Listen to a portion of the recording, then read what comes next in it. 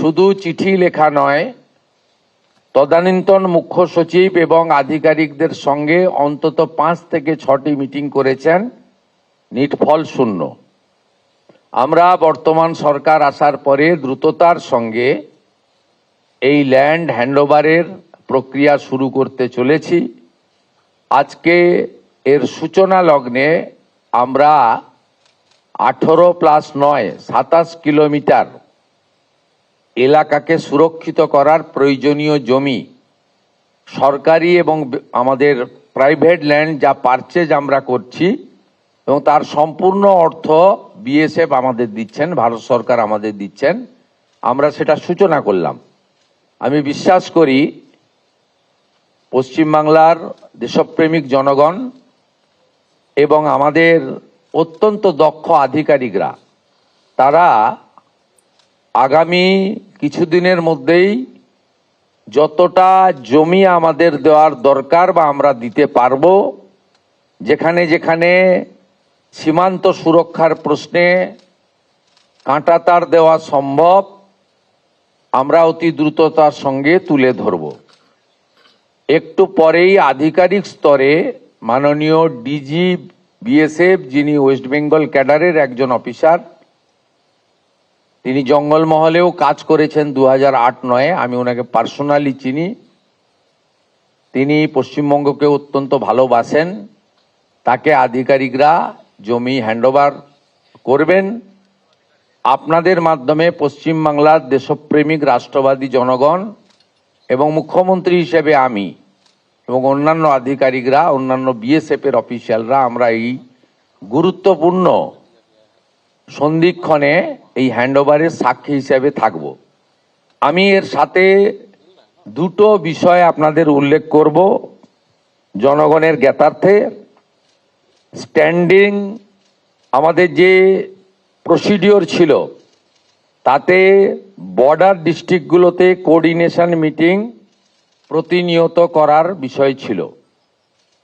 দীর্ঘ কয়েক বছর ধরে পশ্চিমবঙ্গে বর্ডারে ডিস্ট্রিক্ট ম্যাজিস্ট্রেটদের পৌরোহিত্যে যে কোঅর্ডিনেশন মিটিং, যাতে বিএসএফ, স্টেট পুলিশ, কাস্টম সহ অন্যান্য সংশ্লিষ্ট বিভাগ যেখানে থাকার কথা, একটাও মিটিং হয়নি।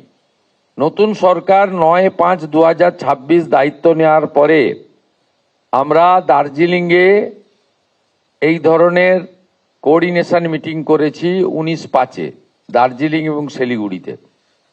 আমরা 18/5-এ করেছি জলপাইগুড়িতে। আমরা 18/5-এ করেছি কোচবিহারে। দক্ষিণ দিনাজপুরে হয়েছে 18/5-এ। 19/5-এ হয়েছে উত্তর দিনাজপুরের রায়গঞ্জ পুলিশ ডিস্ট্রিক্টে, ইসলামপুর পুলিশ ডিস্ট্রিক্টে। 18/5-এ হয়েছে মালদায়, মুর্শিদাবাদ পিডি, জঙ্গিপুর পিডিতে হয়েছে 18/5-এ, এবং নদিয়ার আপনার Krishnanagar PD 18/5, Ranaghat PD police district 18/5, north 24 পরগনাতেও 18 তারিখ হয়েছে বনগাঁ পুলিশ ডিস্ট্রিক্টে, 19/5-এ হয়েছে বসিরহাট পুলিশ ডিস্ট্রিক্টে, আর বারুইপুর পুলিশ ডিস্ট্রিক্টে সাউথ 24 পরগনাতে 14/5-এ হয়েছে। এটা এখন থেকে প্রতিনিয়ত হবে এবং প্রয়োজনে থানা স্তরে বিএসএফ এর সঙ্গে আমাদের অত্যন্ত সুদৃঢ় সম্পর্ক তৈরি করে আমরা আমাদের রাজ্যকে এবং দেশকে সুরক্ষিত করব। আমি আরেকটা ঘোষণা করে মূল কর্মসূচিতে চলে যাব। সেটা হলো আমাদের ভারত সরকারের পক্ষ থেকে 14/5/2025-এ যারা অবৈধ বাংলাদেশি অনুপ্রবেশকারী তাদেরকে সরাসরি বিএসএফ এর হাতে হ্যান্ডওভার করার জন্য একটি নির্দেশিকা এবং তার সঙ্গে একটি আপনার অবৈধ অনুপ্রবেশকারীদেরকে হ্যান্ডওভারের আইন ভারত সরকারের পক্ষে under secretary government of India Pratap Singh Rawat পাঠিয়েছিলেন।